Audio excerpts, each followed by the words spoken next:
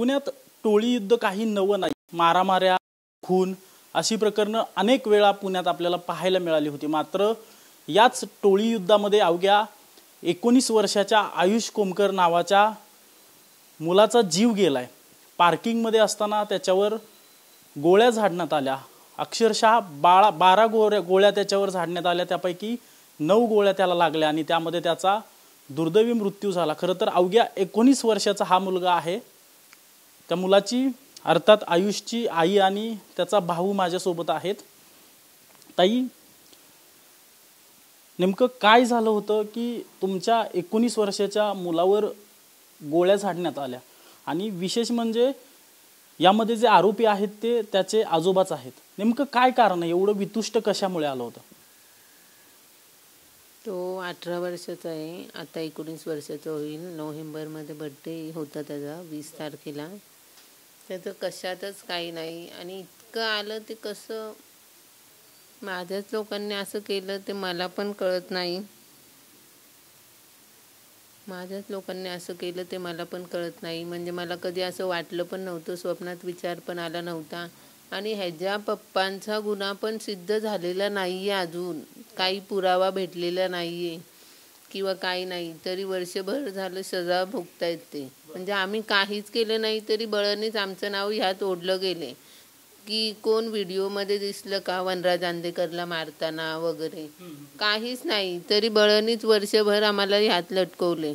तर आम्ही आमचं राहत होतो. आमचे 9 पोरं होते. परत आम्ही दोघीच जावा आहेत, मी आणि गायत्रीताई. आम्ही दोघीच जावा आहेत. मग आम्ही आमचं करून खात होतो. परत हा बिचारा हा इतका समंजस होता ना की आम्हाला खूपच याचा आजार होता. लहान असून तो आम्हाला सगळ्यांना घरातल्यांना सांभाळून घ्यायचा की काही नाही होत, नाही का. तसं करत आमचं वर्ष आले. आणि परत बाहेरची कामं वगैरे पण तोच बघायचा, सगळं तोच करायचा. इतकं समंजस होता की आम्हाला धीर द्यायचा. त्याच्यामुळं आज मी उभी आहे. पण आज माझाच मुलगा नाही आहे, त्यामुळे आता मी शांत नाही बसू शकत.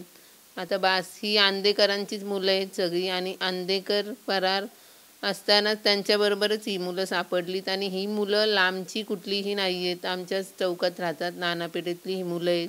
शिवमची, शिवराजची मित्र, कृष्णाची मित्र. तर आम्ही त्या मुलांना पाहिलंय. म्हणजे मी तर उशिराच गेले, हा होता तिकडं. ती मुलं पळत आली बाहेरनं आणि त्यांनी फायरिंग केली. डायरेक्ट घशालाच गोळी मारली त्याच्या.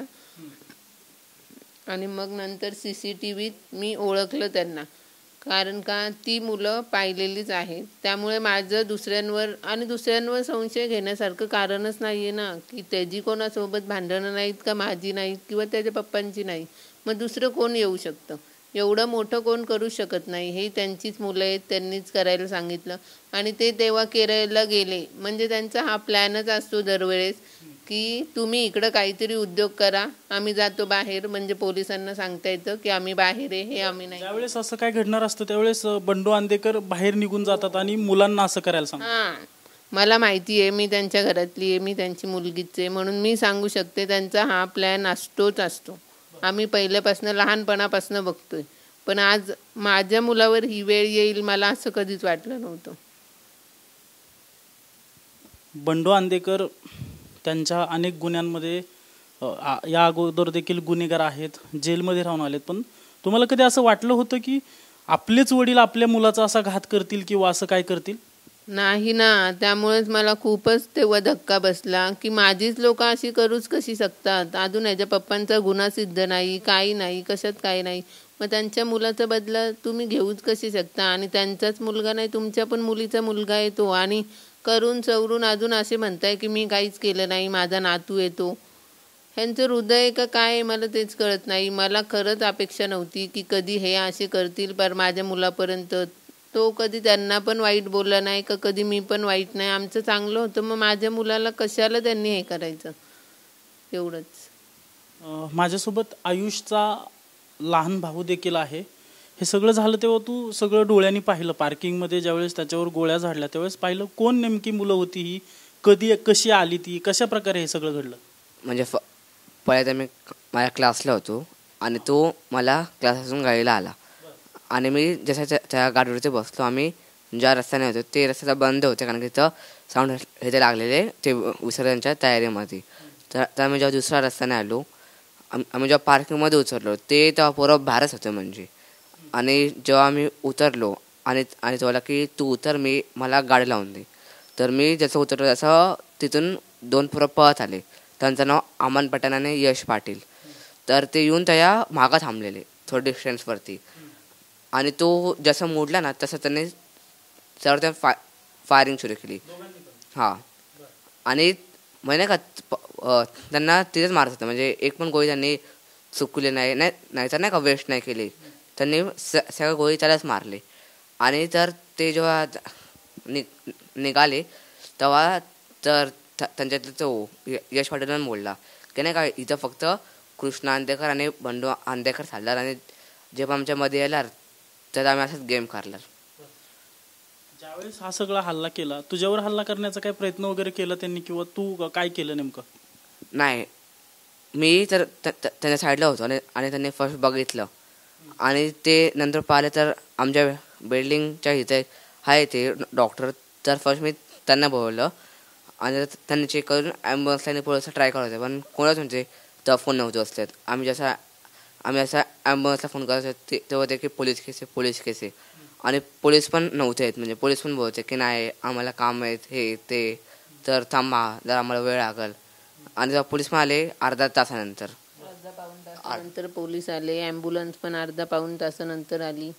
आणि ती मुलं बिना मास्क घालता जी आंबेगावला दत्ता काळेच्या ह्याच्यात भेटली होती, फरार झाली, तीच मुलं ती होती. ती आलीच कशी? चौकात पोलिस होती. पोलिसांना मी आता बोलते, पोलिसांना माहिती होतं की आमच्या पण जीवाला धोका आहे, आमच्या घरात कोण नाही आहे, तर पोलिसांनी लक्ष ठेवून राहायला पाहिजे होतं. आईना मस्जिदजवळ पोलिस असतात, नानापेठेत पोलिस असतात. मग हे असं झालंच कसं? बिना मास्क घालता ती मुलं आलीच कशी? मला हा संशय आहे. यात पोलीस पण असतील थोडे, मला ते सांगता येत नाही. हो, कारण का ती मुलं येऊच कशी शकतात? एवढं हे असताना बिना मास्क ते येऊच कशी शकतात? डेअरिंगच कशी? ते मी म्हणते. आणि जी फरार झालेली मुलं, जी तिकडंच यश पाटील आणि अमन पठाण, तीच फरार झालेली मुलंच ती कशी आली? पोलिस काय करत होते मला ते विचारायचंय. आज माझा मुलगा वाचला असता, पोलिसांनी जर का सहकार्य, चांगली तपासणी वगैरे केली असती. आता रस्त्यावर कोणीही चालते, आपण काय कोणाला ओळखू शकत नाही का? पोलिसांचं लक्ष कुठं होतं मला तेच विचारायचं. तुमचा भाऊ वनराज अंधेकर, त्याचं मागच्या वर्षात अशाच प्रकारे खून करण्यात आला, त्याचा बदला म्हणून आयुषचा खून केला गेला असं वाटतंय तुम्हाला? हो, तेच असणार, अजून काय असणार? आमचं कशात काही नसताना ह्यांनी नाव घेतलं. बळनी ह्याच्या पप्पांचं मेन नाव झालं की ह्यांनीच प्लॅन करायला सांगितला, ह्यांनीच सुपारी दिली. आमचा काही संबंध नाही. आणि आमची घरातली ही भांडणं काय ते प्रॉपर्टीसाठी आहेत, ती 5 वर्ष आधीपासून आहेत. मग आम्ही इतक्या वर्ष शांत बसलो, आत्ताच का असं करू?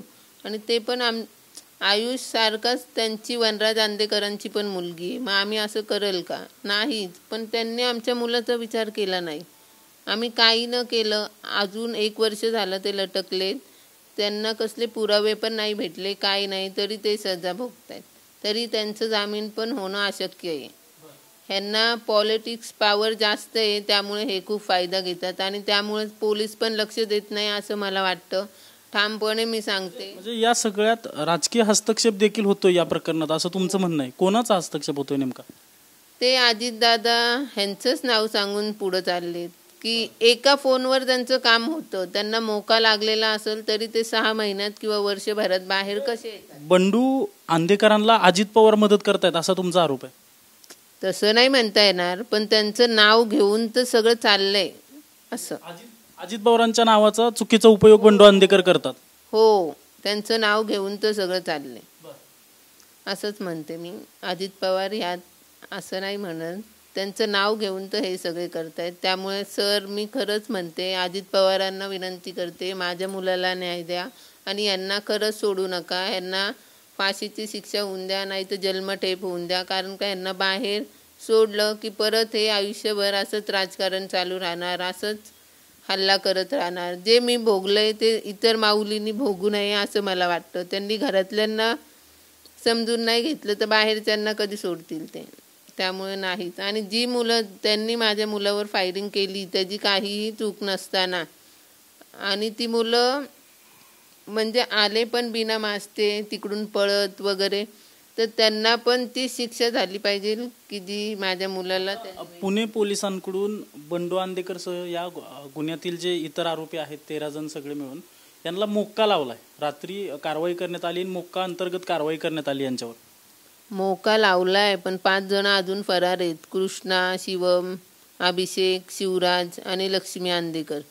त्यांना सगळ्यांना मोका लावावं असं मला वाटतं. आणि सोनाली आंदेकरांचा पण ह्यात हात आहे, कारण का ते पण इकडं आरतीला येत होते सारखे त्याच पोरांना घेऊन.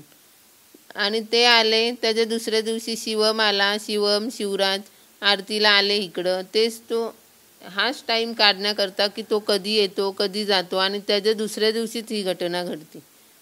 त्यामुळे सगळे तेच लोक आहेत, त्यांना सोडू नका. मी आता फक्त म्हणते सोनाली आंदेकरांचं नाव घ्या, तिला पण मोका लावा. तिला हे सगळं हा प्रकार माहिती असणार, तिच्या नवऱ्याचा बदला म्हणून कोणाचा जीव जाणार हे तिला माहिती असणार, तरी कोणी सांगितलं नाही घरातल्यांनी, म्हणून मी सगळ्यांचीच नावं दिली.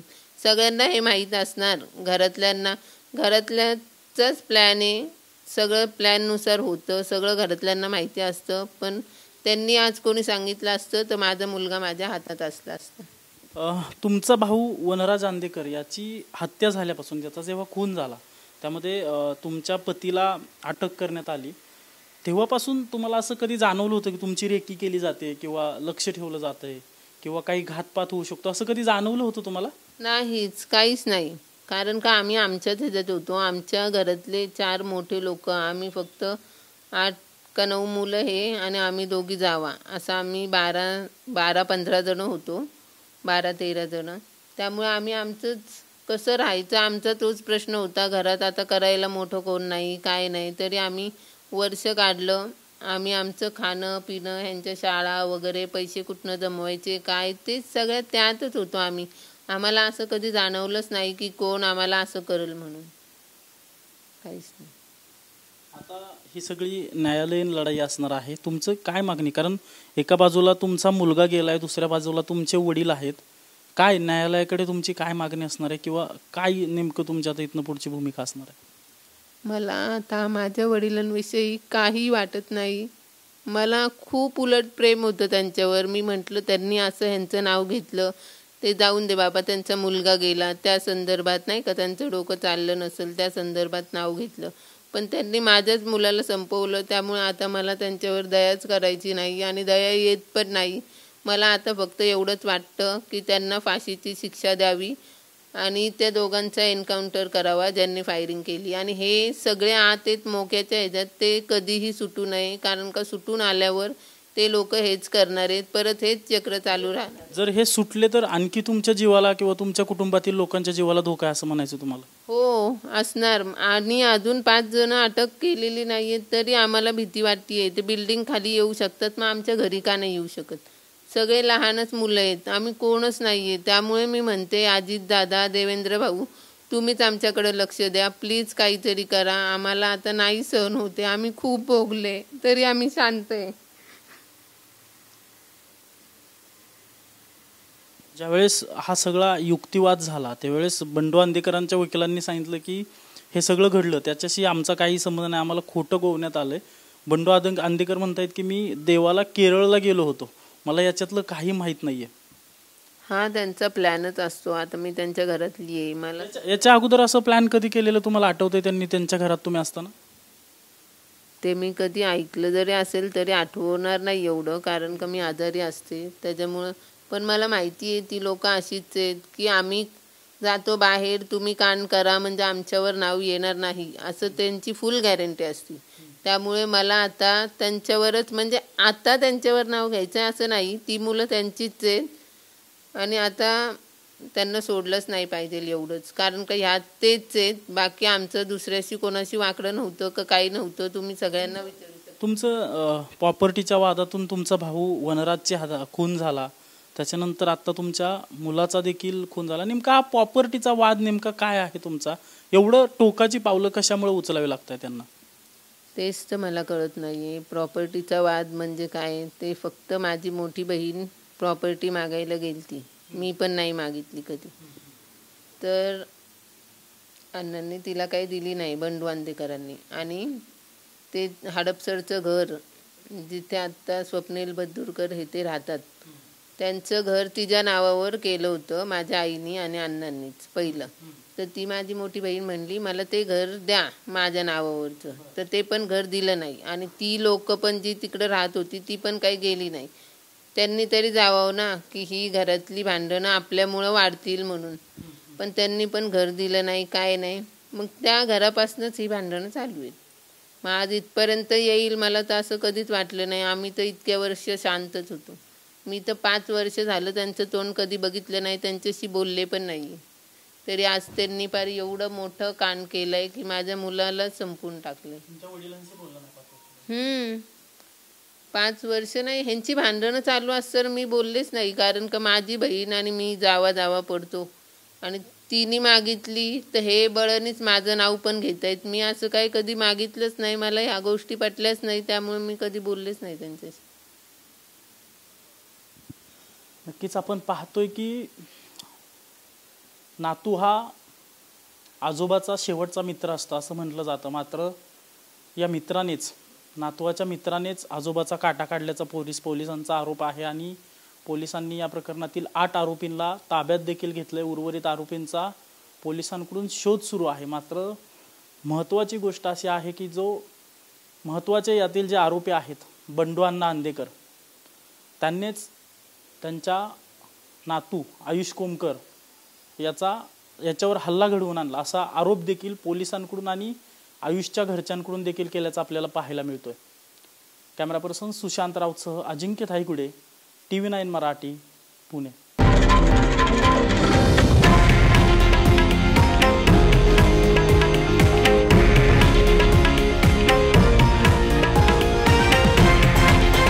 हे आहे देशातील नंबर 1 न्यूज नेटवर्क आणि आपण पाहत आहात TV9 मराठी, एकमेव.